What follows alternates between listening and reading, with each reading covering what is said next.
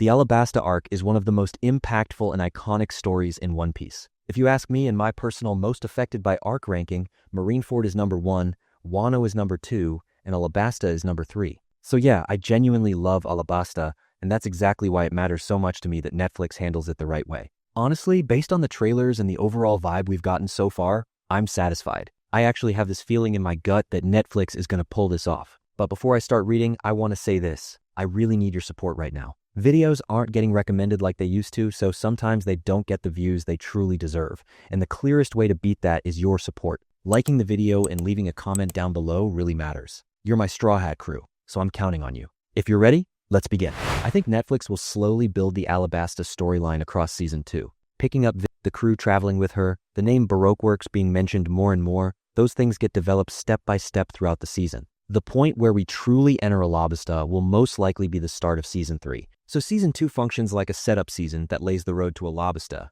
And Season 3 becomes the moment where we say, alright, we're inside Alabasta now. What Netflix should do smartly here is this. Instead of dumping Alabasta on us all at once, they need to introduce it in a way the audience can actually absorb. They have to grow the questions.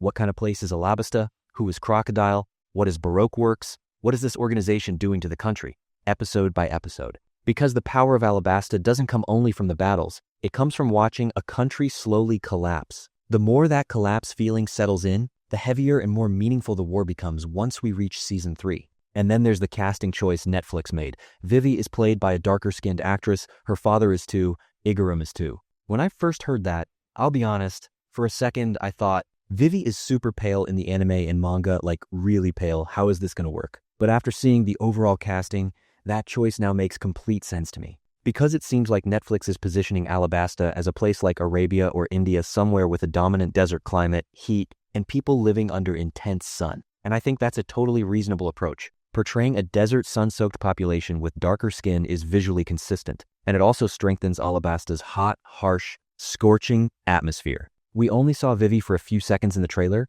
but even from those few seconds, I was happy it gave me that, okay, this works feeling. So I have zero problem with that choice. If anything, it feels like a move that could make Alabasta more believable in live action. In Alabasta, the thing Netflix has to handle most carefully is the pain and chaos inside the country. Because in my opinion, Alabasta's real story is born exactly from that.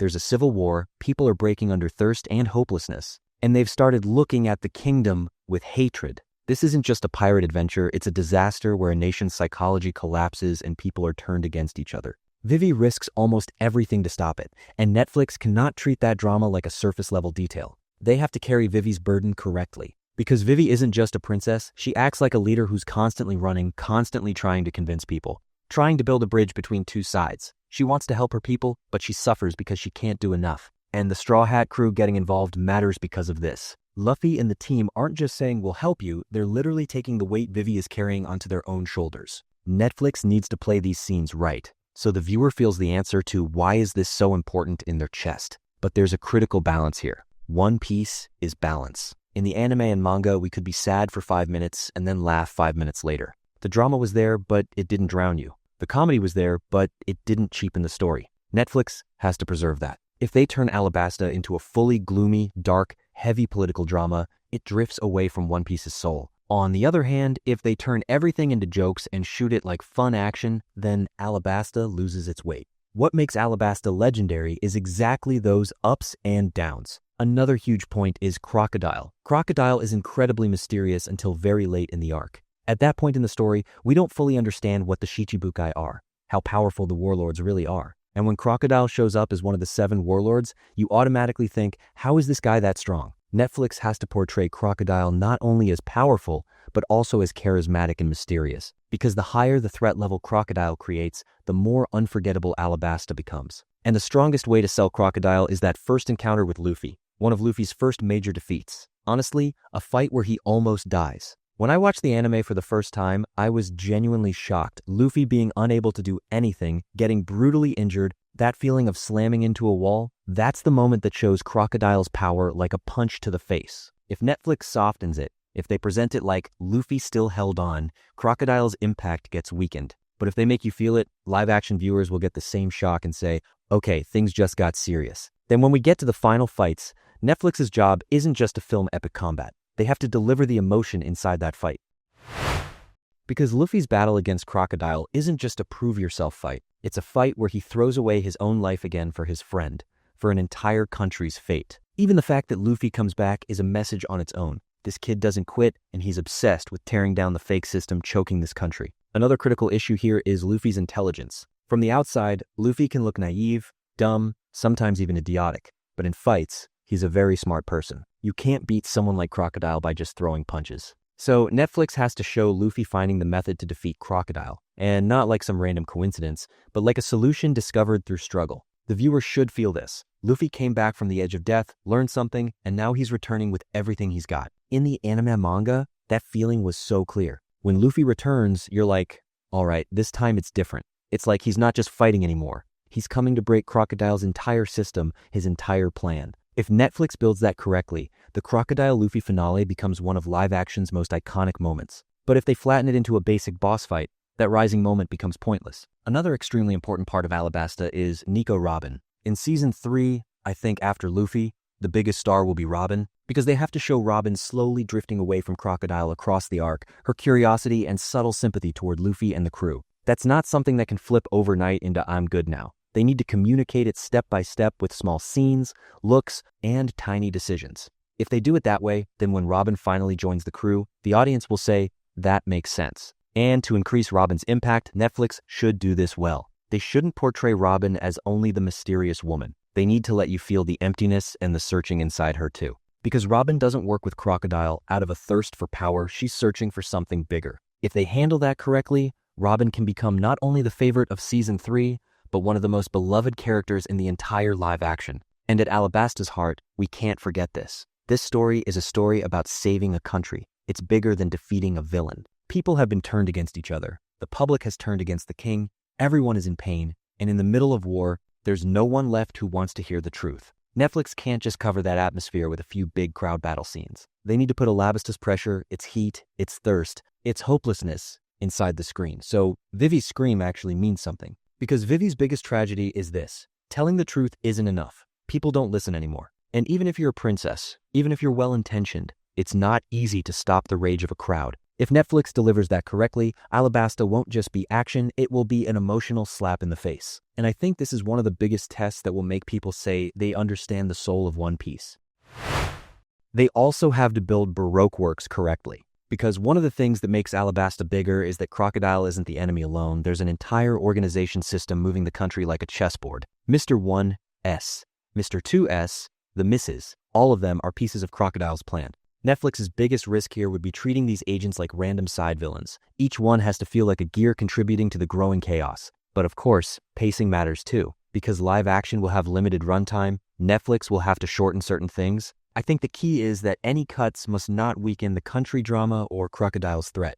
Some fights can obviously be shorter, some chase sequences can be tighter. But Alabasta's soul is the country being pushed into civil war, and the crew standing in the middle of that disaster like a symbol of hope. The Bon Clay situation is also critical. Because Bon Clay is funny and dramatic, enemy and friend at the same time, one of One Piece's most special characters. Netflix has to avoid turning Bon Clay into just a goofy caricature. Yes, he should be funny. Yes, he should be larger than life. But he also needs to carry honor and heart. If they get that right, Bon Clay will become a favorite for live-action viewers too. Another important detail is the hero mask in Alabasta. The fact that the public sees Crocodile as a hero is one of Alabasta's strongest elements. Because it traps Vivi, her hands are tied. Even if you accuse Crocodile, nobody believes you, because from the outside, he's the warlord protecting Alabasta from pirates. Netflix needs to play this extremely well. Crocodile's public image has to be strong on screen so viewers understand how he can move so freely. And the Civil War scenes, Netflix can't rely on crowd CGI alone. They have to make you feel that people are genuinely breaking.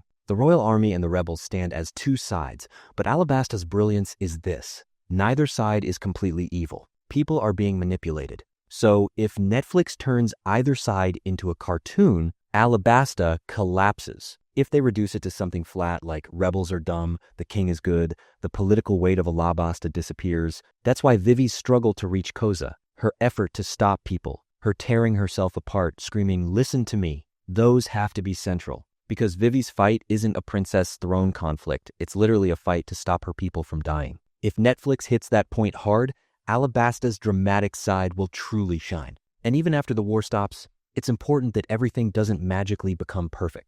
When Crocodile is defeated, everyone shouldn't instantly start smiling. Pain happened in Alabasta, people died, trust was broken. If Netflix turns it into some pink, everything is solved ending, they miss the soul again.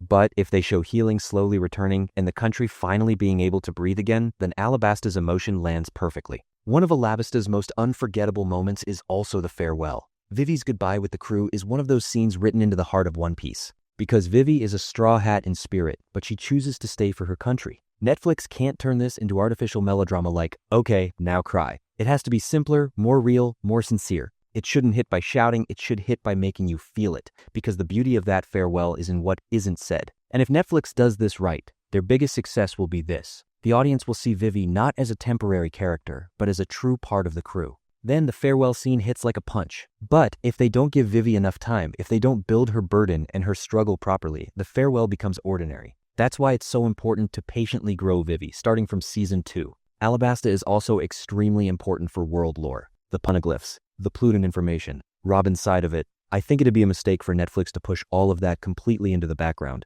Of course, live action doesn't have to explain everything at once, but even small touches can make viewers feel this isn't just an island story, there's a bigger world secret. Alabasta is one of the places that opens the door to One Piece's larger backbone. When Netflix adapts Alabasta, I want them to never forget two things. First, Alabasta is a national tragedy. Drought, propaganda, manipulation, civil war. Without that weight, there is no Alabasta. Second, One Piece is also a story of hope and energy. So even inside the drama, they have to preserve the fun spirit and the warmth of the crew. If they balance those two, Alabasta becomes the strongest season of the live action. Now, what I'm really curious about is you. How do you think Netflix should handle Alabasta, especially when it comes to Crocodile's mystery? The weight of the Civil War and Vivi's drama? Which scenes absolutely must remain untouched? If it were up to you, how much would you build in Season 2? And how much would you unleash in Season 3? Write your thoughts in the comments for sure. If you enjoyed the video, don't forget to like it, and if you subscribe and turn on notifications to support more content like this,